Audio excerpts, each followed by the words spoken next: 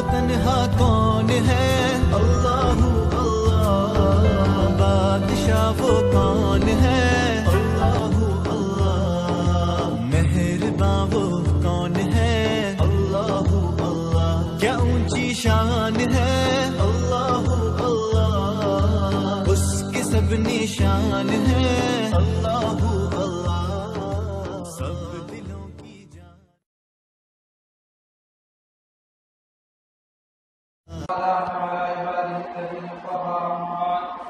وأعوذ بالله من الشيطان الرجيم. بسم الله الرحمن الرحيم. شهر رمضان الذي أنزل فيه القرآن هدى للناس وبينات من الهدى والفرقان فمن شهد منكم الشهر فليصم ومن كان مريضا أو على سفر فعدة من أيام أخر يريد الله بكم اليسر ولا يريد بكم العسر ولتكملوا العدة ولتكبروا الله على ما هداكم ولعلكم تشكرون. صدق الله العظيم. قال النبي صلى الله عليه وسلم: من صام رمضان إيمانا واحتسابا غفر له ما تقدم من ذنبه. وفي رواية أخرى: من قام رمضان إيمانا واحتسابا غفر له ما تقدم من ذنبه، او كما قال صلی اللہ علیہ وسلم. میرے محترم بھائیوں اور دوستوں، جیسا کہ آپ لوگ جانتے ہیں شعبان کا مہینہ ختم ہونے والا ہے، رمضان کا مہینہ شروع ہونے والا ہے. اللہ کے رسول صلی اللہ علیہ وسلم نے شعبان کی آخری تاریخ کو ایک خطبہ ارشاد فرمایا جس میں رمضان کے تعلق سے آپ نے باتیں ارشاد فرمائی. رمضان کے فضائل کو اور رمضان کے احکام کو آپ نے بیان فرمایا. آپ نے فرمایا کہ لوگوں، تمہارے اوپر ایک مہینہ آنے والا ہے، ایک مہینہ سارا خبر ہے، اور یہ مہینہ اور بڑا مہینہ ہے، عظمت والا اور برکت والا مہینہ ہے. یہ مہینہ رمضان کا مہینہ صبر کا مہینہ ہے، اور صبر کا بدلہ جنت ہے. یہ مہینہ غم خاری کا مہینہ ہے، اور اس مہینے میں ایک رات ہے شب قدر کی، لیلۃ القدر کی، جو رات تمام راتوں سے افضل ہے. اور اس مہینے کی خصوصیت یہ ہے کہ اللہ تعالیٰ اس مہینے میں نفلوں کا ثواب فرضوں کے برابر عطا کرتے ہیں، اور ایک فرض کا ثواب 70 فرضوں کے برابر دیا جاتا ہے. اس مہینے میں سرکش شیاطین کو قید کر دیا جاتا ہے تاکہ ایمان والوں کے لیے اعمال کرنے میں، نیک کام کرنے میں آسانیاں ہوں، اور جنت کے دروازوں کو کھول دیا جاتا ہے. مختلف حیثیتوں سے اس مہینے کے فضائل ہیں اور اس مہینے کی اہمیت اور خصوصیت ہے. لیکن عام طور پر لوگوں کے ذہن میں جو بات ہوتی ہے وہ یہ ہے کہ رمضان کا مہینہ صرف روزے رکھنے کا اور تراویح پڑھنے کا مہینہ ہے.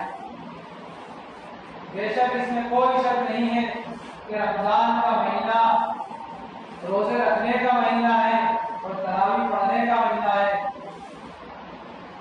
جو انسان، میں نے جیسا کہ حدیث پڑھی، جو انسان من صام رمضان ایمانا واحتسابا، جو انسان رمضان کے روزے کو اس طرح رکھے کہ ثواب کی امید کرتا ہوا ہو، ایمان اور یقین رکھتا ہو، تو اللہ تعالیٰ اس کے اگلے پچھلے تمام گناہ معاف فرما دیتے ہیں. جو انسان رمضان کی تراویح کو ایمان اور احتساب کے ساتھ پڑھتا ہے، اللہ تعالیٰ اس کے اگلے پچھلے سارے گناہ معاف کرتے ہیں. جو انسان رمضان کی تراویح کو ایمان اور احتساب کے ساتھ پڑھتا ہے، اللہ تعالیٰ اس کے سارے گناہوں کو ما تقدم من ذنبہ، غفر لہ ما تقدم من ذنبہ، اس کے پچھلے تمام گناہوں کو معاف کر دیا جاتا ہے. رمضان کے روزے اتنے اہم اور خاص ہیں کہ اگر اس کا ایک روزہ بھی چھوٹ جائے اور زندگی بھر انسان روزے رکھتا رہے تو اس ایک اس لیے کہ رمضان کے روزے فرض روزے ہیں۔ اللہ تعالیٰ فرماتے ہیں یا ایھا الذین آمنوا کتب علیکم الصیام کما کتب علی الذین من قبلکم لعلکم تتقون، یہ لوگوں تمہارے اوپر روزے فرض کر دیے گئے ہیں جیسا کہ تم سے پہلی امتوں پر فرض کیے گئے تھے، اور روزے فرض کرنے کا مقصد یہ ہے کہ تم متقی بن جاؤ، پرہیزگار بن جاؤ۔ جو انسان روزے کو رکھتا ہے اور اس روزے کا حق ادا کرتا ہے، اللہ تعالیٰ تقوی کی دولت سے اس کو سرفراز فرماتے ہیں۔ روزے کا حق کیا ہے کہ جس طرح آپ نے مسجد میں اے سی لگائی، اور اس لیے لگائی کہ مسجد کے اندر ٹھنڈک رہے، مسجد ٹھنڈی ہو جائے، کمرے کے اندر لگاتے ہیں تاکہ کمرہ ٹھنڈا رہے، کمرے کے اندر ٹھنڈک ہو جس سے ہم فائدہ اٹھائیں۔ لیکن میرے بھائیوں، یہ اے سی اسی وقت فائدہ دے گی جبکہ آپ پورے سوراخوں کو بند کر دیں۔ جب تک آپ پورے سوراخوں کو بند نہیں کریں گے اے سی کا فائدہ نہیں ہوگا۔ اسی طرح روزہ آپ نے رکھا ہے، اور روزے کا فائدہ یہ ہے کہ اللہ آپ کو پرہیزگار بنا دے، اللہ آپ کو متقی بنا دے، اللہ اپنا قرب آپ کو عطا کر دے۔ یہ روزے کا مقصد ہے۔ روزہ ٹریننگ کے پورے سال زندگی گزارنے کے لیے ایک کورس ہے تربیت کا، کہ اس میں تربیت پا کر انسان پورے سال صحیح زندگی گزار سکے۔ تو اس کا حق کیا ہے؟ اس کا حق یہ ہے کہ اللہ تعالیٰ نے فرمایا روزے کا مقصد یہ ہے کہ انسان صبح سحری کا وقت ختم ہونے سے لے کر سورج ڈوبنے تک کھانے سے، پینے سے، بیوی سے صحبت کرنے سے رکا رہے۔ یہ جائز چیزیں تھیں، اللہ تعالیٰ نے ان سے روک دیا۔ دیکھیے کھانا جائز ہے، پانی پینا جائز ہے، اور بیوی سے جائز طریقے سے صحبت کرنا جائز ہے، بلکہ جو انسان بیوی سے ثواب کی نیت سے، اس نیت سے صحبت کرتا ہے کہ جو اولاد پیدا ہوگی اس کو جو میں اللہ کا نیک بندہ بناؤں گا، اللہ کے راستے میں اس کو دین کی خدمت کرنے والا بناؤں گا، یہ اللہ کے راستے میں نکلے گا، دین کے لیے محنت کرے گا، اس کا بھی ثواب ہے۔ جو انسان نسل انسانی کو فروغ دینے کے لیے صحبت کرتا ہے اس پر بھی ثواب۔ یہ تینوں چیزیں جائز تھی۔ روزے کے ذریعے انسان ان سے رک جاتا ہے، صبح روزہ رکھتا ہے، سحری کرتا ہے، صبح سے شام تک ان سب چیزوں سے رکا رہتا ہے۔ لیکن بھائی جو چیزیں پہلے سے حرام تھی، جو چیزیں پہلے سے حرام تھی، غیبت کرنا پہلے سے حرام ہے، کسی کی برائی کرنا حرام ہے، ناجائز ہے، کسی کو دھوکہ دینا حرام ہے، سود کھانا حرام ہے، تو یہ سارے، کسی کا دل دبانا حرام ہے، ناجائز ہے، یہ ساری چیزیں پہلے سے حرام تھی، ان سے انسان نہیں ہوتا۔ تو جو چیزیں جائز، کھانا پینا صحبت کرنا، یہ جائز سے ان سے کو رک جاتا ہے انسان، لیکن جو چیز پہلے سے ناجائز اس سے نہیں ہوتا۔ تو روزے کا جو فائدہ ہوتا ہے وہ حاصل نہیں ہوتا۔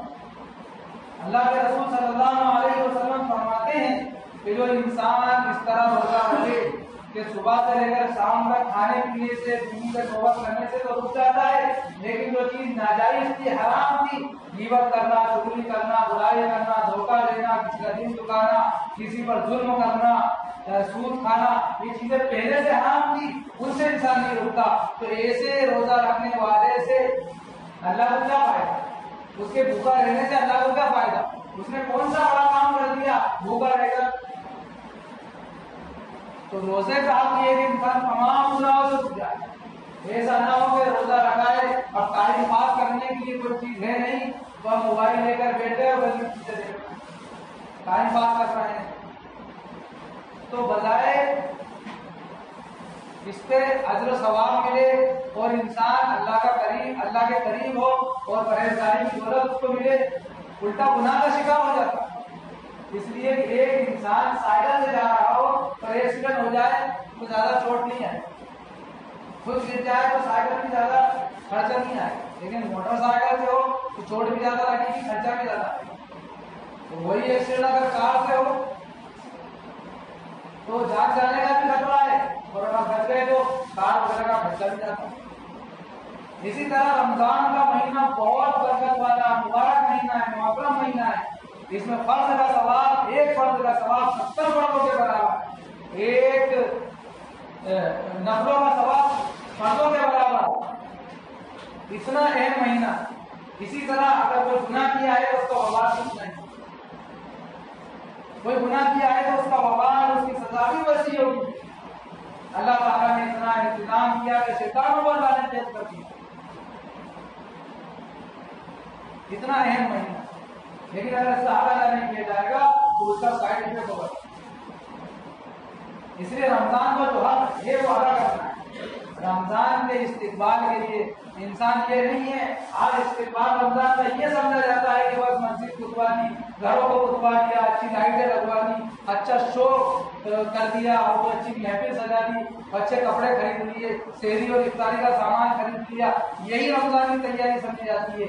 رمضان کی تیاری یہ بھی ہے، اس سے انکار نہیں کر رہے ہیں، لیکن اصل جو رمضان کی تیاری ہے جو اللہ کے رسول صلی اللہ علیہ وسلم کے ثابت ہے، صحابہ کرام سے ثابت ہے، جس کو ہمارے آقا صلی اللہ علیہ وسلم نے کر کے دکھایا، صحابہ کرام نے کر دکھایا، وہ رمضان کی تیاری کیا ہے. وہ رمضان کا استقبال کیا ہے کہ انسان پہلے سے تیار ہو جائے اور پہلے سے اپنے سارے کاموں کو سمیٹ دے کہ اب رمضان کا مہینہ ہے، صرف عبادت کرنا ہے، اللہ کے گنگانا ہے، اللہ کو یاد کرنا ہے، نمازیں خوب پڑھنا ہے، تلاوت خوب کرنا ہے، تراویح کا اہتمام کرنا ہے. ایسا نہ ہو کہ 8 رکعت پڑھ کر بھاگ رہے ہیں،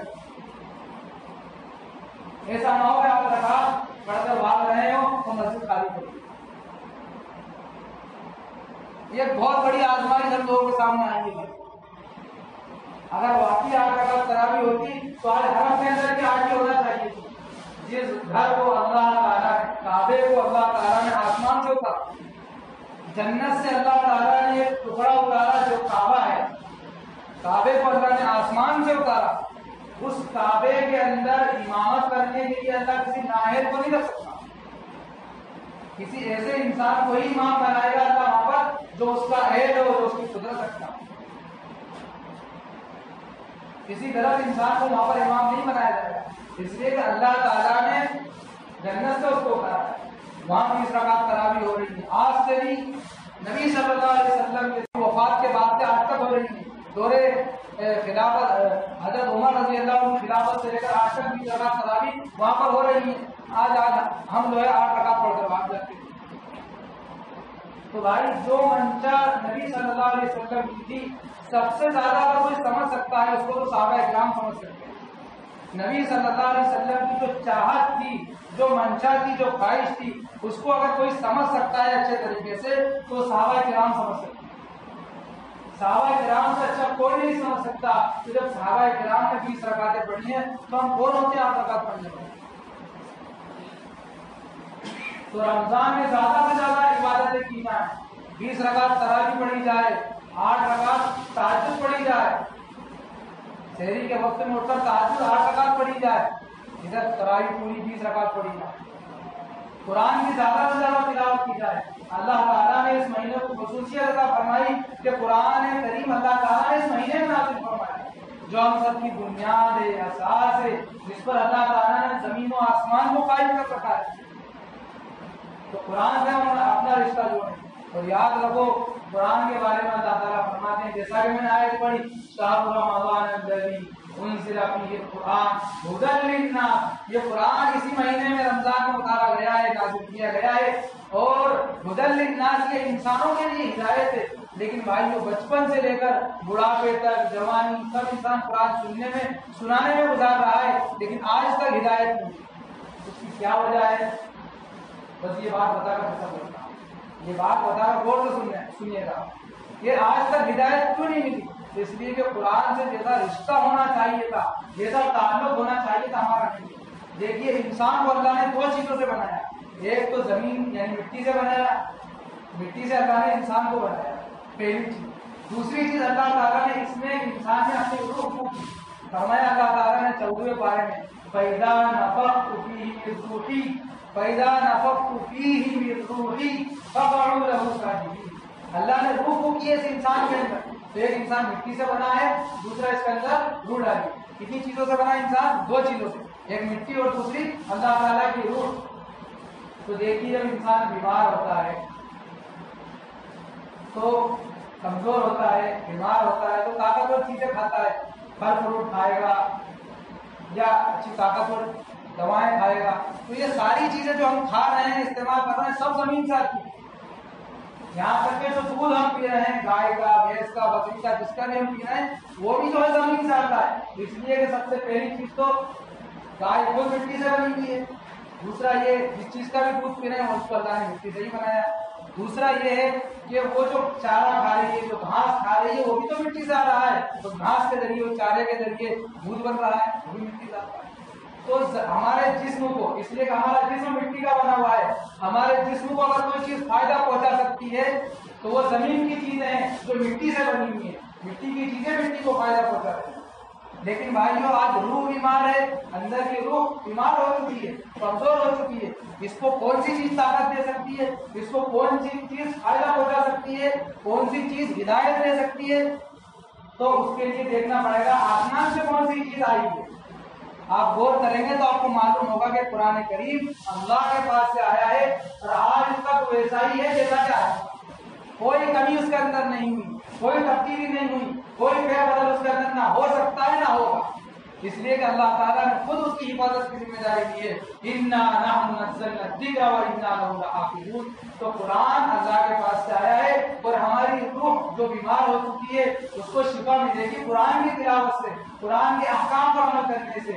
اس لیے جس طرح زمین کی چیزوں سے فائدہ اٹھا کر ہم اپنے جسم کو صحیح سلامت رکھتے ہیں، اپنی صحت کو باقی رکھتے ہیں، قرآن کے ذریعے سے، قرآن کی تلاوت کے ذریعے سے، قرآن کے احکامات پر عمل کر ہم اپنی روح کو بھی برقرار رکھیں، صحیح سلامت رکھیں، طاقتور بنائیں۔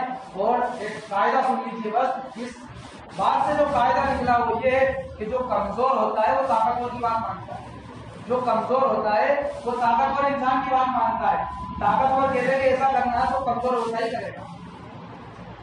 اسی طرح اگر ہماری روح طاقتور ہوگی تو جیسا روح چاہے گی ویسا جسم کام کرے گا، اور اگر جسم طاقتور ہوگا تو جیسا جسم چاہے گا ویسا روح کام کرے گی۔ اور آج یہی ہو رہا ہے کہ ہم نے جسم پر محنت کر کر اچھی باڈی بنا لی، اچھی صحت بنا لی، اور روح اندر سے کمزور پڑی ہے۔ اس لیے میرے بھائیوں قرآن کی تلاوت کے ذریعے، قرآن کے احکام پر عمل کر کر، رسول اللہ صلی اللہ علیہ وسلم کی سنتوں پر عمل کر کر اپنی روح کو طاقتور بنائیں، اور روح طاقتور بن جائے گی تو جسم ویسا ہی کام کرے گا جیسا روح چاہے گی۔ اس لیے روح کے اندر اللہ کو جگہ دینے، جب اللہ دل کے اندر آ جائے گا تو پھر اس انسان کے جسم کی تکمیل ہو جائے گی اور یہ اللہ والا بن جائے گا، اس کو تقوی کی دولت ملے گی، پرہیزگاری کی دولت ملے گی، اللہ کا قرب حاصل ہوگا تو دنیا میں بھی کامیاب ہوگا اور آخرت کی راہ میں زندگی میں بھی کامیاب ہوگا۔ اللہ تعالیٰ ہم سب کو رمضان کے مہینے کا سب حق صحیح حق ادا کرنے کی توفیق عطا فرمائے، آمین۔ وآخر دعوانا الحمدللہ۔